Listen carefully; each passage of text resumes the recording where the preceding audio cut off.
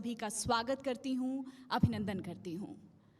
हर शहर के अपने कुछ आयाम होते हैं, हर शहर की अपनी कुछ उपलब्धियाँ होती हैं, हर शहर में कुछ कमियाँ होती हैं और उसके लिए जवाबदेही होती है सत्ताधारियों की, प्रशासनिक अधिकारियों की। आज इंडिया न्यूज़ हरियाणा के मंच से हम उन तमाम मुद्दों पर चर्चा करेंगे जो गुरुग्राम के लिए ज़रूरी हैं, जो गुरुग्राम की ज़रूरत हैं, भविष्य में गुरुग्राम को एक सुनहरे पायदान पर लेकर जाएंगे। हम शुरुआत करते हैं। देखिए, भारत की संस्कृति है हमारी कि हम सबसे पहले माँ शारदा के अभिनंदन के साथ किसी भी कार्यक्रम की शुरुआत करते हैं। तो मैं चाहती हूँ कि मंच पर हमारे अतिथि पहुँचें। कृषि मंत्री जेपी दलाल जी, आपसे अनुरोध है आप मंच पर आइए। साथ ही हमारे साथ दिनेश कुमार जी, कुलपति हैं गुरुग्राम यूनिवर्सिटी के, आपसे भी मेरा अनुरोध है सर आप मंच पर आएँ। हमारे senior deputy editor Atul ji मंच पर आ रहे हैं। साथ ही हमारे इनपुट एडिटर राज वर्मा से मैं गुजारिश करती हूँ। तो माँ शारदा की अनुकंपा से हम इस कार्यक्रम की शुरुआत करेंगे। सबसे पहले दीप प्रज्वलित करेंगे। शारदा शारदाम्भोज वंदना वदनाम्बुजे सर्वदा सर्वदास्माकं सन्निधिं सन्निधिं क्रियात्। तो माँ शारदा के अभिनंदन के साथ कार्यक्रम की शुरुआत करते हैं, दीप प्रज्वलन के साथ। इस कार्यक्रम की शुरुआत के बाद हम अलग अलग मुद्दों पर चर्चा करेंगे, लेकिन उससे पहले माँ शारदा का आशीर्वाद ज़रूरी है, क्योंकि हमारी भारतीय संस्कृति है, हम किसी भी शुभ काम से पहले माँ शारदा का अभिनंदन करते हैं।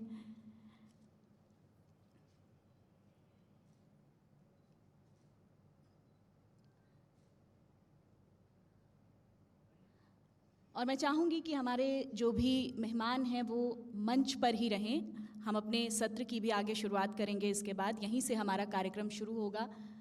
माँ शारदा के आशीर्वाद के साथ हम कार्यक्रम को शुरू करते हैं। इंडिया न्यूज़ हरियाणा आज गुरु की धरती, गुरु द्रोण की धरती गुरुग्राम में पहुंचा है और माँ शारदा के आशीर्वाद से हम अपने मंच की शुरुआत करते हैं।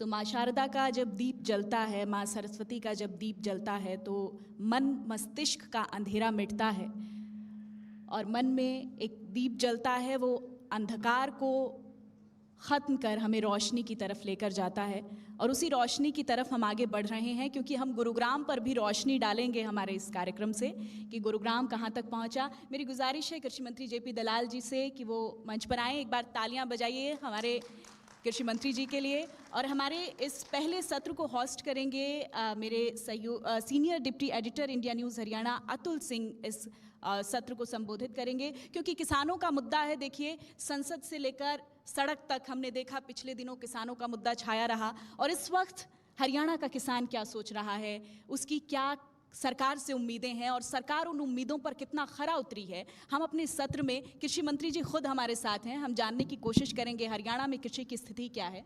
Over to you Atul ji. शुक्रिया सोनल। तो जैसा मेरी सहयोगी सोनल ने बताया कि कृषि के मुद्दे पर खास तौर से इस सत्र में हमारे खास मेहमान हैं कृषि मंत्री जेपी दलाल साहब, जो कि मंच पर मौजूद हैं।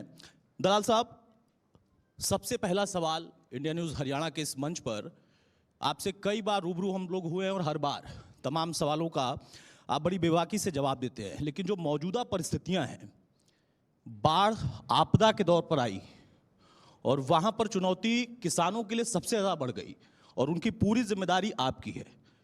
जो मौजूदा परिस्थिति है, सबसे पहले उसको मैं समझना चाहूँगा आपके ज़रिए। देखिए, हमारी भारतीय जनता पार्टी की जो दूसरी योजना है जी, 2019 से ये जो 23 तक चला है, ये संकटों का भरा हुआ हमारा कार्यकाल रहा है। इसी में कोरोना आया, इसी में किसान आंदोलन की वजह से हमें बाधा पड़ी और मौसम ने भी काफ़ी करवट ली है।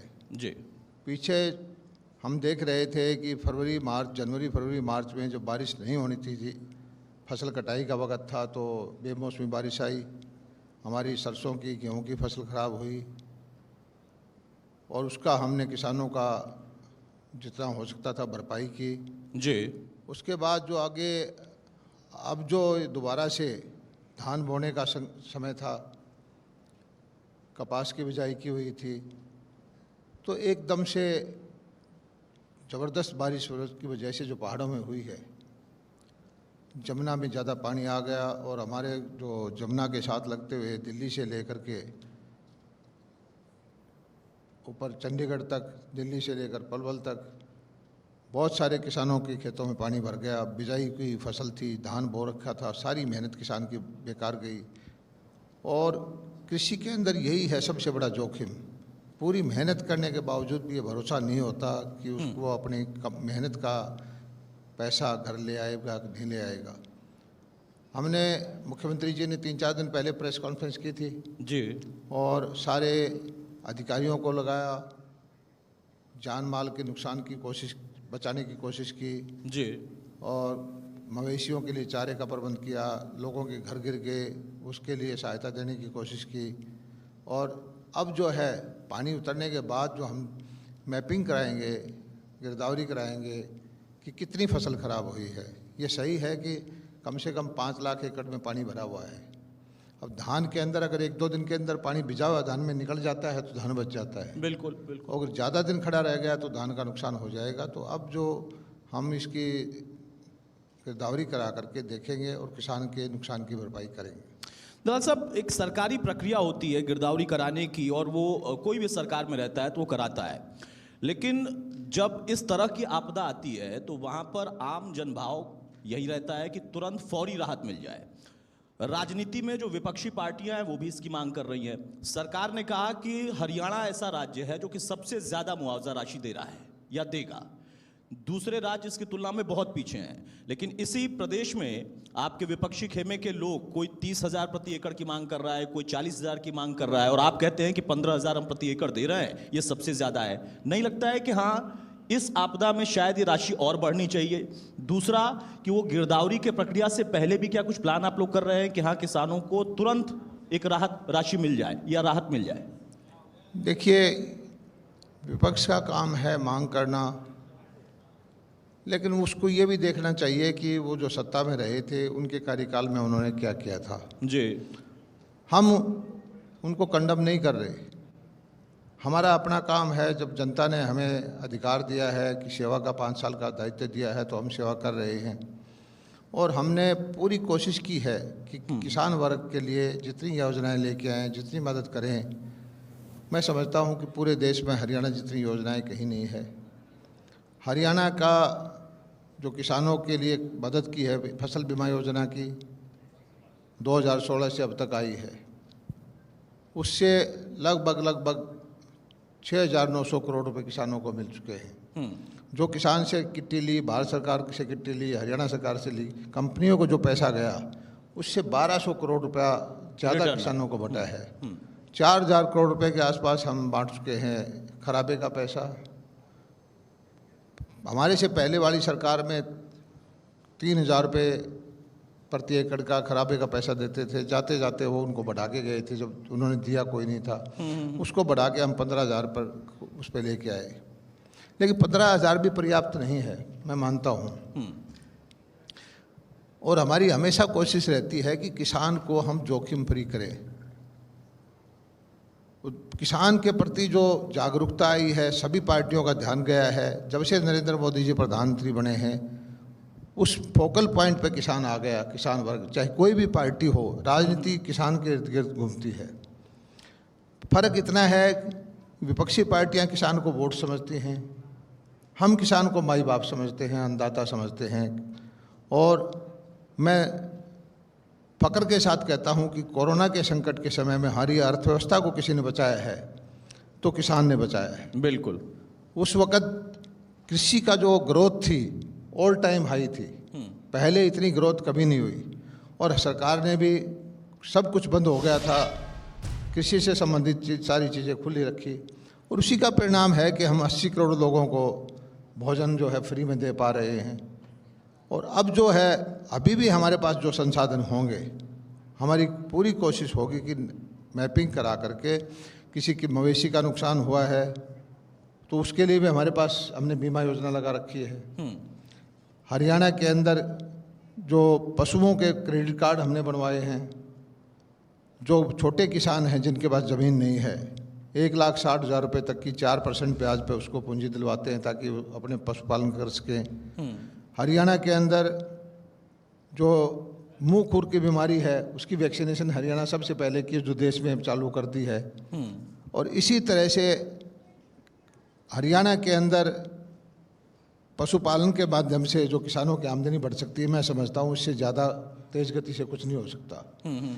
उसके लिए भी हमने नई तकनीक जो एम्ब्रियो ट्रांसप्लांट की टेक्नोलॉजी है वो यूनिवर्सिटी में लागू कर दी है। और जोखिम फ्री करने के लिए हमने,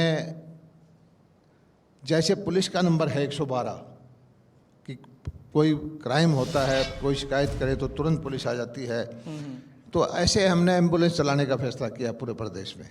उसके अंदर डॉक्टर होगा, उसके अंदर दवाई होगी, कोई भी गंभीर रूप से बीमार पशु है तो तुरंत उसका कॉल सेंटर होगा, उस कॉल सेंटर में शिकायत जाए, तुरंत एम्बुलेंस 10 मिनट में 15 मिनट में उसी तरह से पहुंच जाए। तो ये परमानेंट व्यवस्था हम कर रहे हैं कि धीरे धीरे किसान को सहायता मिले। जो आपने कहा कि टेम्परेरी जो अब सहायता देने की बात है, मुख्यमंत्री जी किसानों के प्रति भी संवेदनशील हैं और हम जितना भी किसान की सहायता करते, मैं समझता हूँ कि उतनी ही कम है।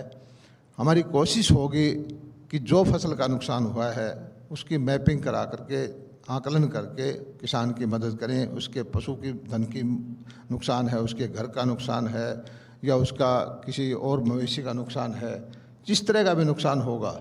और हमने राशि भी जारी कर दी है। केंद्र सरकार का भी धन्यवाद करता हूं कि उसने तुरंत 200 करोड़ रुपए की ज़्यादा राशि हमें दी, जो प्राकृतिक आपदा का फंड होता है। लेकिन इसी पे मैं रोकूंगा आपको। आपने दो महत्वपूर्ण बात कही। आपने कहा कि आप लोग किसान को माई बाप समझते हैं। वो माई बाप पिछले दिनों आंदोलन कर रहा था और उसको लेकर विपक्ष बड़ा हमलावर था। दूसरा, आपने कहा कि मैं खुद मानता हूं कि 15,000 की जो राशि है वो कम है। ये अपने आप में बड़ी बात है।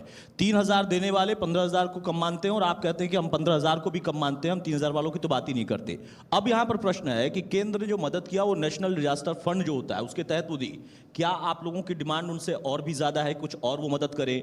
अगर वहाँ से मदद नहीं मिलती है तो हरियाणा इसको किस तरीके से किसानों के लिए इस राशि को और बढ़ाने की तैयारी में है? देखिए, हरियाणा के अंदर मैंने आपको पहले बताया, जो किसान बीमा नहीं करवाते उनको हम हरियाणा सरकार के खजाने से 15,000 के हिसाब से देते हैं। जैसे जो बीमा करवाते हैं किसान, प्रति हेक्टेयर जो है 1 लाख रुपए तक का बीमा होता है। उसमें जितना भी नुकसान परसेंटेज का होता है वो किसान को हम भरपाई करवाते हैं। और जब से बीमा योजना आई है, मैंने कहा, आपको बताया कि बीमा कंपनियों को फ़ायदा नहीं हुआ है, किसान को फ़ायदा हुआ है। और इससे उनका काफ़ी हद तक उसके नुकसान की भरपाई होती है। और किसान, अब पहले ये योजना थी कंपलसरी थी, अब ऑप्शनल है। किसान चाहे तो करवाए, लेकिन किसान धीरे धीरे धीरे धीरे करके बढ़ाते जा रहे हैं। और कृषि के ऊपर जो विशेष ध्यान हमारा भी केंद्र सरकार का भी रहा है, हरियाणा सरकार का भी रहा है। 2013-14 में जब हमारी सरकार आई थी, 800 करोड़ रुपए का हरियाणा का बजट था। आज वो जाके कृषि का बजट 4,000 करोड़ रुपए हो गया है। बिजली का बजट 3 गुना है, नहरों का बजट 4 गुना बढ़ा है। गौशाला का बजट हमने इसी साल जो है 40 करोड़ से 450 करोड़ किया है। कृषि से संबंधित जितने भी मुद्दे हैं वो हमने बढ़ाए हैं। और जो 800 करोड़ रुपए के हिसाब से अगर देखें 5 साल में, जो बजट कांग्रेस के टाइम में था, 5 साल में 4,000 करोड़ रुपए होता है। 3900 करोड़ रुपए तो हम प्रधानमंत्री जी के जो 6-6 हज़ार रुपये साल के आते हैं वो किसानों के खाते में डाल चुके हैं। किसान, कई बार कांग्रेस पार्टी ज़्यादा किसान हितैषी होने का स्वांग करती है, ढोंग करती है। जितना उनका बजट था उतना पैसा तो हम किसानों के खाते में डाल चुके हैं। 800 करोड़ रुपए साल का लगभग हरियाणा में जाता है। आंकड़े अपने आप में बोलते हैं। लेकिन जो आंकड़े होते हैं वो आप लोग बताते हैं, बहुत सारे लोग शायद समझते होंगे, नहीं समझते होंगे, लेकिन इन आंकड़ों को ही बाजीगरी का नाम दे देता है विपक्ष। किसान आंदोलन के समय अलग विषय था, नाराजगी थी। आज की परिस्थितियां अलग हैं और उसके बाद नाराजगी और बढ़ सकती है, ये बात कह रहा है विपक्ष। आप खुद जब जनता के बीच में जाते हैं, किसानों के बीच में जाते हैं, तो क्या लगता है, क्यों आखिर आपके काम को समझ नहीं पा रहा, या उनका नाम क्यों इस तरीके से लिया जा रहा कि वो नाराज है? देखिए, मैं तो खुद किसान हूँ, किसान का बेटा हूँ, खेती करता हूँ। और किसान आंदोलन के वक्त भी हमेशा किसानों के बीच में रहा। मेरा परिवार है, उनके बीच में क्यों नहीं रहूँगा मैं? और एक परसेप्शन बना दी गई कि आंदोलन करने वाले लोग हैं वो सारे देश के किसानों के मसीहा हैं, उनको अधिकार दिया हुआ है। ऐसा नहीं है। यही लोग थे, इन्होंने बाहर से आकर के हमारे बॉर्डर को घेर के रखा, हमारी प्रगति में बाधा डाली और इन्होंने पार्टी बनाई, पंजाब में चुनाव लड़ा, हमारी पार्टी का विरोध उत्तर प्रदेश में किया, लेकिन लोगों ने, मैं किसान वर्ग को नमन करता हूं कि कितने भारी बहुमत से हम उत्तर प्रदेश में जीते।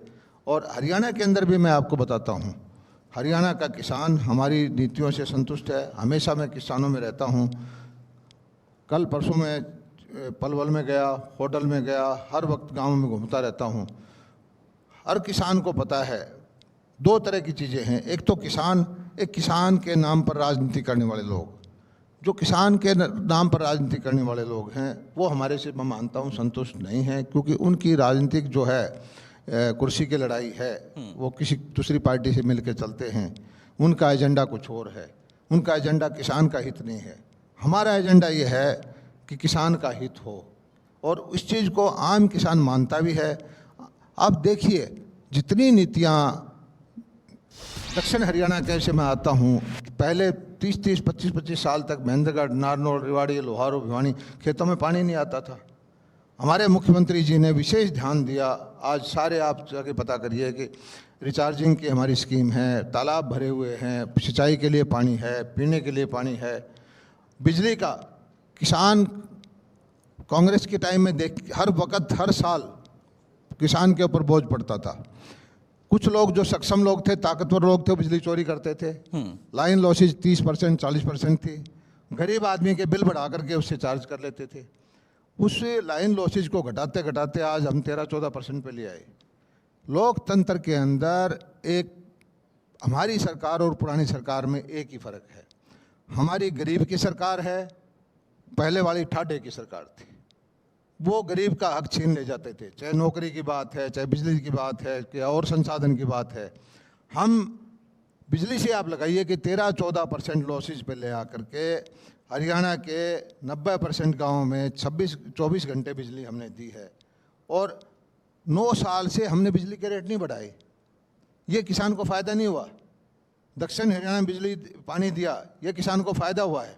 बाजरे का भावांतर भरपाई का पैसा दिया, ये किसान को फ़ायदा हुआ है। जगह जगह पॉली हाउस बनाए हैं। सबसे ज़्यादा फसल हम खरीदते हैं हमारे, बल्कि ये है कि हमारे बॉर्डर से, राजस्थान से, पंजाब से, दूसरे प्रांतों से आकर के किसान हमारी मंडियों में आते हैं। हमने दुनिया की सबसे बड़ी मंडी गन्नौर में 550 एकड़ के अंदर अभी 3,000 करोड़ रुपए का सरकारी टेंडर लगा के काम शुरू हो गया है। 10,000 करोड़ रुपए की उसमें लागत आएगी, और 30-40 हज़ार करोड़ रुपए का सालाना उसमें कारोबार होगा। हज़ारों लोगों को रोज़गार मिलेगा। मैं समझता हूँ हमारा जो टारगेट है कि हम इसको सारे हरियाणा को हॉर्टिकल्चर पे कन्वर्ट करें, फूलों की खेती कराएं, किसान की आमदनी बढ़ाएं। आज ही मैं एक डेलीगेशन लेकर के जापान जा रहा हूँ जी। हमारे अधिकारी भी हैं, हमारे एडिशनल चीफ सेक्रेटरी हैं, चीफ मिनिस्टर ऑफिस से भी एक अधिकारी हैं, हमारे डीजी हॉर्टिकल्चर है। वहाँ हम कोशिश कर रहे हैं कि जीका एक एजेंसी है जापान की, जो 0% पे लोन दे देती है 30 साल के लिए, कि हम ऐसे वैल्यू चेन खड़ी कर दें, pack house, grading house, sorting house, cold chain, cold storage, ताकि इस मंडी से कनेक्ट होकर के हमारा जो सब्जियां, फल फूल जो प्रोडक्ट है वो विश्व बाजार के मुकाबला करने लग जाए।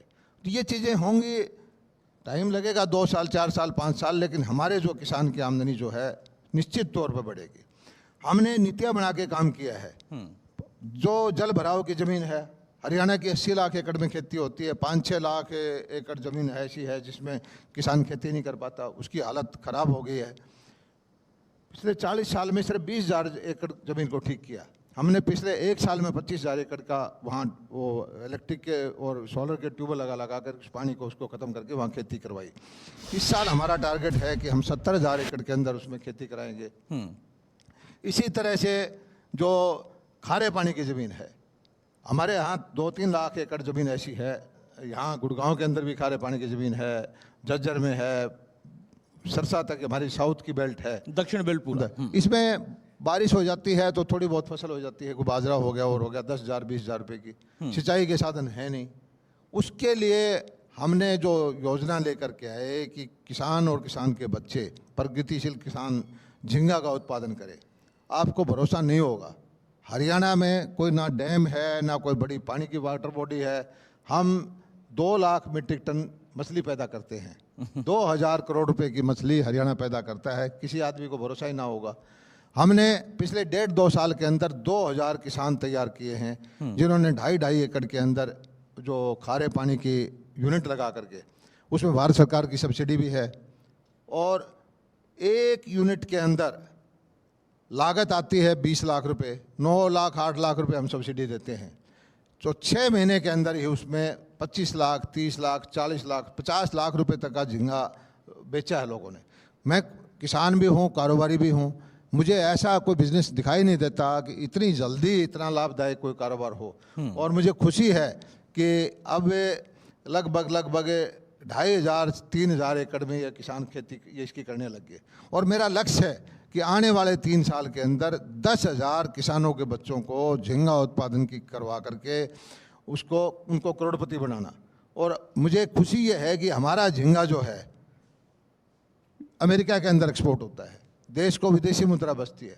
तो आपको किसानों की आमदनी बढ़ाने के लिए जो यानी मोटा मोटा अगर इसको हम समझें, जो आपने बताया कि ना सिर्फ फसल के साथ हॉर्टिकल्चर, फ्लोरिकल्चर, उसके बाद आप आ गए कि आपने भेड़ पालन है, बकरी पालन है, मछली पालन से लेकर तमाम चीजों में आपने किसानों का एक माइंडसेट बदला है कि सिर्फ पारंपरिक खेती ना करें। लेकिन उसी बीच में फिर ये सवाल आता है कि जब बाढ़ की ऐसी आपदा आई और आपने कहा कि हम गिरदावरी कराएंगे, हम मैपिंग कराएंगे, भारत सरकार की भी मदद है, हरियाणा सरकार भी करेगी, तो विपक्ष ये कहता है कि बहुत सारे किसान हैं जिनको पता ही नहीं है कि पोर्टल चलता कैसे है, और पोर्टल चलाने वाले इस वक्त हड़ताल पर बैठे हैं। वो 2 अलग अलग विषय हो जाते हैं। फिर उसके बाद आते हैं, वो कहते हैं कि क्षतिपूर्ति पोर्टल आपने बना दिया लेकिन किसान उसको समझ नहीं पा रहा है। ये सच्चाई है या सिर्फ आरोप है? देखिए, विपक्ष को दिक्कत है पोर्टल से।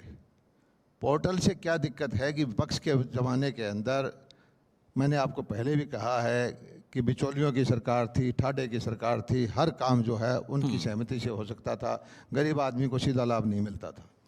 पोर्टल, आप जितने भी विकसित रास्ते हैं, देश हमारा भी विकास की तरफ बढ़ रहा है। मैं आपको बताता हूँ, आज से 20 साल पहले मैं USA में गया, हमारे हरियाणा के दोस्तों के घर रुका, मैंने पूछा आपके यहाँ MP MLA कौन है? कहता मुझे तो नहीं पता। भारत में ये सोच सकते हैं कि किसी लोग को अपने इलाके का MP MLA नाम पता हो? वो कहता है हमें कभी काम ही नहीं पड़ता। मैंने कहा कोई काम करवाना हो तो अपने, कहता है अपने कंप्यूटर है इससे कर लेते हैं। तो यहाँ एक व्यवस्था ऐसी खड़ी कर रहे हैं कि ठीक है कि किसी शुरुआत में दिक्कत है, शुरुआत में समस्या आती है, लेकिन आज जब ये मोबाइल फ़ोन आया था तो कौन समझता था कि हमारे गांव के आदमी फ़ोन चला लेंगे? आज बच्चा हमारे कोई छोटे से छोटा खेत के अंदर भी हाथ में फ़ोन है, उसको चलाना भी आता है, उसको SMS करने भी आते हैं, उसको वीडियो देखने भी आती है। तो हमने जो है, मैं बताऊं कि किसान की सुविधा के लिए पूरे हरियाणा की 80 लाख एकड़ 90 लाख एकड़ ज़मीन जो है उसकी हर बार मैपिंग करना, उसमें क्या फसल बो रखी है उसके हिसाब से उसको हर्जाना देना, उसके हिसाब से मंडियाँ चलाना, उसके हिसाब से उसको नीतियाँ बनाना, उसके हिसाब से एग्रीकल्चर इम्प्लीमेंट्स देना, ये नीतियाँ बना रहे हैं। और अब तो हमने कह दिया CSC पे जाने की ज़रूरत नहीं है, हमने उसके मोबाइल पे वो दे दिया है कि मोबाइल के माध्यम से भी आप अपने खेत में आप इतना बताइए कि आपके पास 4 एकड़ खेत है, हर बार बता दीजिए मैंने गेहूं बो रखा है, सब्जी बो रखी है, क्या बो रखा है या खाली छोड़ रखा है। उस हर किसान को हम 100 रुपये दे रहे हैं इंसेंटिव के, तक वो कर दे। और 100 रुपये दे करके उससे 100 रुपये ही नहीं है, जिला वाइज हम लॉटरी निकालेंगे, ट्रैक्टर का इनाम देंगे, कल्टीवेटर, हरो या कोई और, ताकि उनको अपनी फसल का ब्यौरा वो खुद चढ़ा दें। और किसान चढ़ा भी रहे हैं, लेकिन हम चाहते हैं कि 100% हमारे पास डाटा हो। अभी तक कितना हो पाया? हाँ, 3-4 साल से किसान कर रहे हैं, लेकिन अभी किसान कम चढ़ाता है, हमारे अधिकारी जो से हम उसको चढ़वाते हैं। हमारी कोशिश ये हो कि हम किसान पे भरोसा करें, किसान खुद चढ़ाए, अधिकारी पे कम भरोसा करें, और इस व्यवस्था की तरफ धीरे धीरे हमारा चीज़ बढ़ोतरी हो रही है। और उसके बाद क्या होगा कि किसान को चाहे मंडी में फसल बेचनी है, उस पोर्टल के माध्यम से कितनी में है उस हिसाब से बेचें। आज क्या है कि हरियाणा सरकार का खजाना जैसे बहुत सारी नीतियाँ हैं, बाजरा हम खरीदते हैं, सूरजमुखी हम खरीदते हैं, और प्रदेश नहीं खरीदते, तो उसका दूसरे प्रदेशों से ना आए, इसलिए हरियाणा किसान की पोर्टल पे होना जरूरी है। और आपने देखा होगा कि पोर्टल पे जो चढ़ाई हमने, उस वजह से दक्षिण हरियाणा को 2 बार हमने बगैर बाजरा खरीदे भावांतर भरपाई का पैसा दिया है। उससे 300-400 करोड़ एक बार दिया, 250-300 करोड़ एक बार दिया। किसान खुश हैं। और हम ये चीज़ें धीरे धीरे गांव में, इसको कोई गांव में किसी को शिकायत नहीं है, लेकिन शिकायत तो एक दूसरी हमारी विपक्षी पार्टी है, उनके पास एक संगठन है बिचौलियों का, वो लोगों के काम उनके माध्यम से हों, नौकरी उनके माध्यम से हों, तबादले उनके माध्यम से हों और हर काम उनके माध्यम से हों, गरीब आदमी का सीधा काम ना हो, ये उनकी मानसिकता रही है, ये उनकी नीति रही है। हमारी नीति रही है कि किसी के हक जो है सरकार का सीधा मिले, किसी दूसरे आदमी का एहसान ना हो।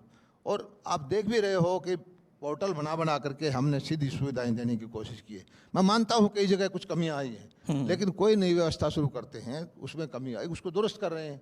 अभी हमने आप देखे गांव में परिवार पहचान पत्र के माध्यम से ऑटोमेटिक पेंशन बनना शुरू हो गई है।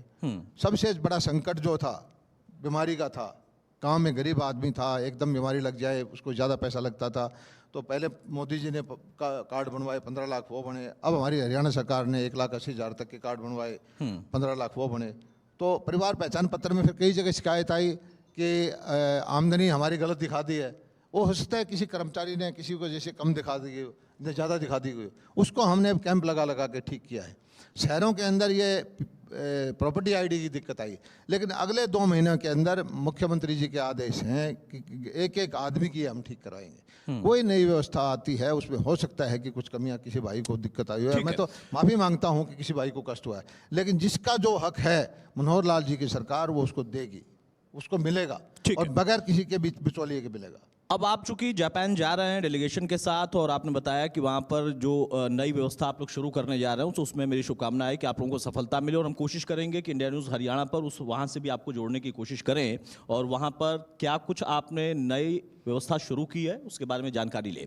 लेकिन अब लौटते हैं, कृषि हो गया, कृषि के साथ किसान को आपने कहा कि हक उसका देंगे और 15,000 की राशि आपने खुद माना कि कम है, तो मुझे लगता है कि शायद ये बात आप मुख्यमंत्री जी से भी साझा करेंगे, आप खुद भी इस पर विचार कर रहे होंगे और इसमें इजाफा होगा तो वो ज़्यादा बेहतर होगा।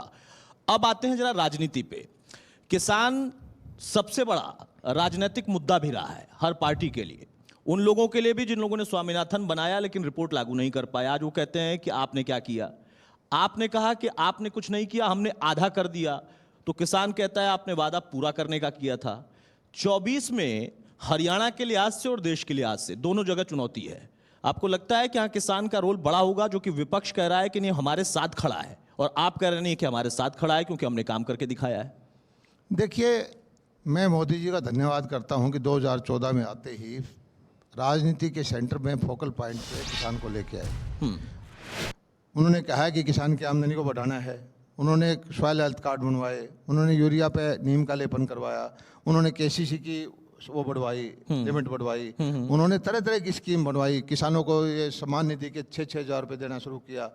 और ये अच्छी बात है कि सारी पार्टियों का ध्यान अब किसान की तरफ है।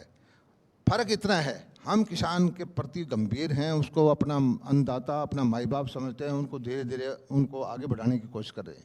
विपक्षी पार्टियां किसान को सिर्फ वोट समझती हैं। विपक्षी पार्टियों की वजह से तो ये हाल है कि 60-70 साल के अंदर हर जगह तरक्की होगी, किसान की आमदनी वहीं स्टेबल रही। और ये जो स्वामीनाथन आयोग की रिपोर्ट को इतने सालों तक कांग्रेस पार्टी ने क्यों दबा के रखा? हुड्डा साहब भी उस कमेटी में थे, क्यों नहीं लागू किया उन्होंने? हमने जो इसको लागू किया है, हो सकता है इसमें हमने 1-2% को कमी छोड़ दी होगी, उन्होंने तो हाथ ही नहीं लगाया था। उन्होंने किया क्या? और आज बात किसान की नहीं है, बात सारे देशवासियों की है। मोदी जी ने इस संकट के समय में देश को जो नेतृत्व दिया है, कोरोना के टाइम में दुनिया ये इंतजार कर रही थी कि भारत जो है इसको मैनेज नहीं कर पाएगा, भारत का सारा पैसा को इसकी वैक्सीन के इंपोर्ट करने में चला जाएगा। किस तरह से वैक्सीन लगी, किस तरह से वैक्सीनेशन हुआ, किस तरह से ऑक्सीजन का इंतजाम हुआ, और आज सारी दुनिया मानती है कि भारत का जो प्रबंधन था कोरोना में सबसे बेहतर रहा।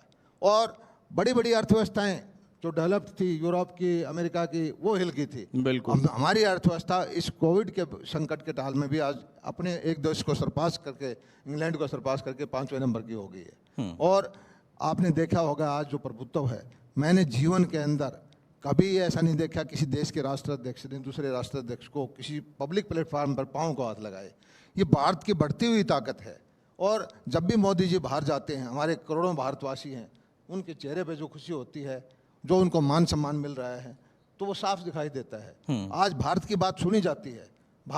यूक्रेन और रूस के लड़ाई के अंदर आपने देखा होगा भारतवासी बच्चे जो फंसे हुए थे 25,000 किस तरह से निकल के आए। और कांग्रेस के टाइम में 2 ही चीज़ हेडलाइन होती थी 2014 से पहले, हर हफ्ते या तो ये स्कैम हो गया, घपला हो गया, या इस शहर में बम ब्लास्ट हो गया। ये चीज़ें होती थी, मोदी जी ने आके इनको रोका है। आज मैं कहता हूं कि कांग्रेस के लोग एक इंडिया के नाम से गठबंधन बना रहे हैं। ये बताएं कि क्या ये वही दिन वापस लाना चाहते हैं?